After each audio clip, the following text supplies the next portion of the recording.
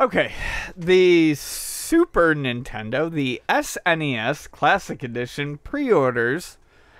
This debacle that got everyone all up in arms. Not arms of the Switch game. Well, that's a good game. It's a good game. I liked it. The Wee Bear Bears, my favorite current cartoon. I just started doing Switch commercials. It's great. They're adorable. Anyways, so there's been some rage, somewhat understandably, and I'm going to go into the reason why I feel like this is also somewhat not understandable in a minute. By the way, some of my friends have expressed this rage, and that doesn't mean I don't love you. Ian, I love you. Can you please get to the topic? Yeah. So, shut up. We made the intro a half-hour segment. Yeah, we talked about stuff. Go. Lick me. Best Buy, and so originally the Classic Edition pre-orders were put up on Walmart, and that was a mistake. In July. Yeah, in July, and they were canceled. But then real pre-orders went up on Amazon, Best Buy, Amazon, and GameStop the next day. The next day? I believe it was the next day. In July? No, the most recent. Oh, the most recent one. Okay, yeah, started with July. Those got canceled. Now we're in August. Okay. Yeah. And this was like a week ago. Yeah, I got one on Best Buy, by the way. I managed to snag a pre-order. Okay. These are not things that I want.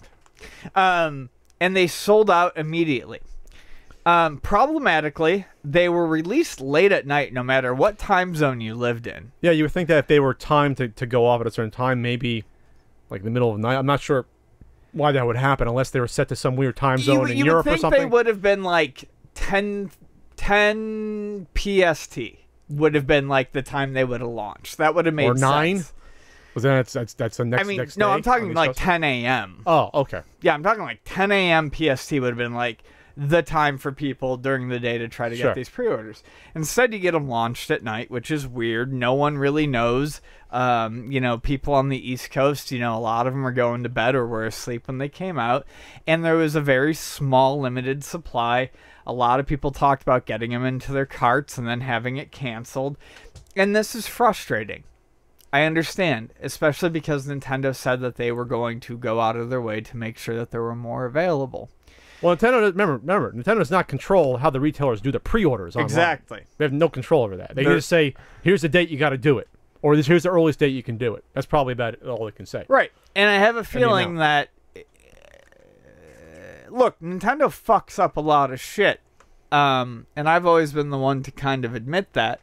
But, right, the dealers decide how they're going to do pre-order, and they may be gun-shy because of how it's gone with Nintendo before. And they may be taking limited pre-orders because of that.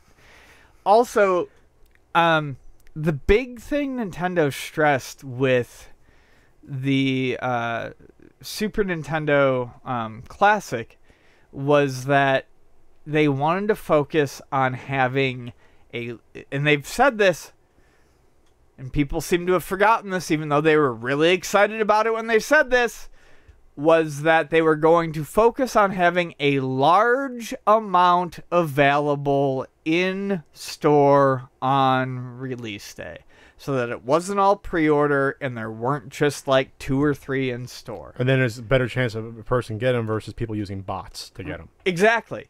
Which is what happens. Because pre-orders are easily abusable, whereas if you walk into a store and there's a limit of 1 or a limit of 2, there's a far smaller chance of that being abused. Mm-hmm. And it's odd to me that people got all up in arms.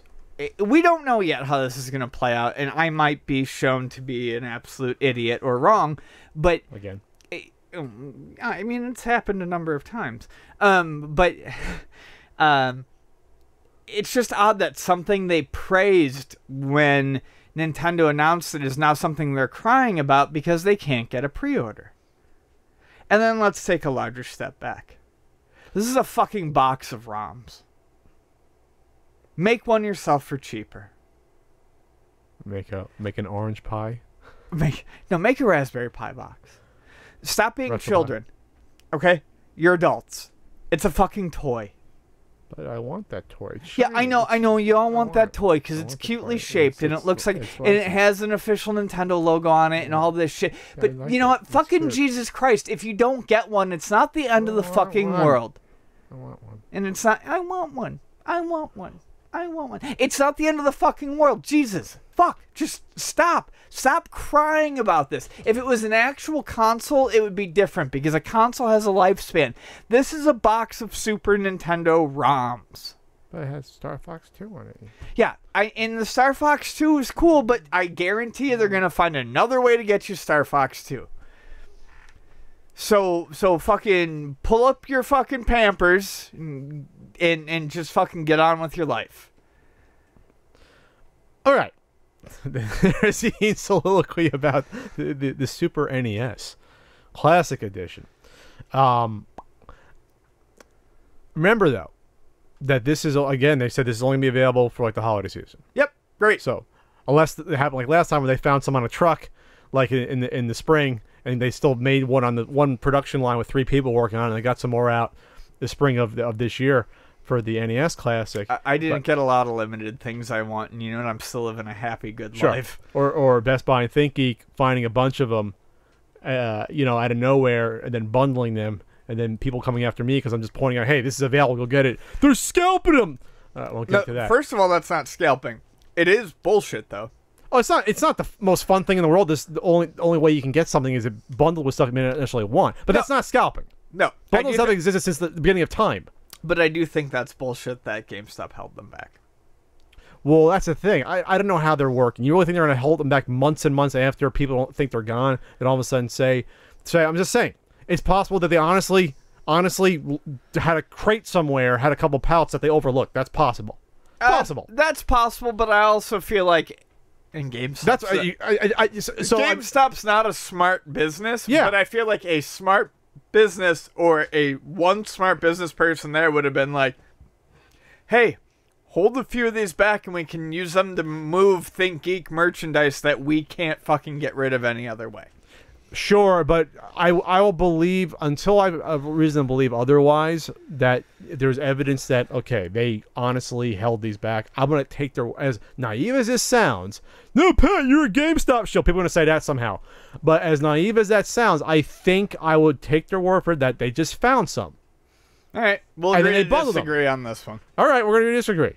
Pat, you're a shill. Ian, you're... now I'm like you're an SJW. I'm a GameStop SJW. Ian, you're still an SJW feminist fag. Yeah, whatever. But you hate GameStop. Yeah. In this case. So and by the way, the prices on those items are bundling. When I looked in the past, they were the retail values just added on. They weren't inflating the value. No, they weren't. It was just like you have to buy this other shit. You got to buy the Mega Man Buster and something like a book, and you get the classic. Fucking eBay the rest of it, or try to return it. Masturbation sleeve that looks like. I got my NES Classic with the GameStop bundle. I didn't like it, but it wasn't scalping. But I did get the controller that's impossible to find, at least the US version. So I was like, all right, I got that.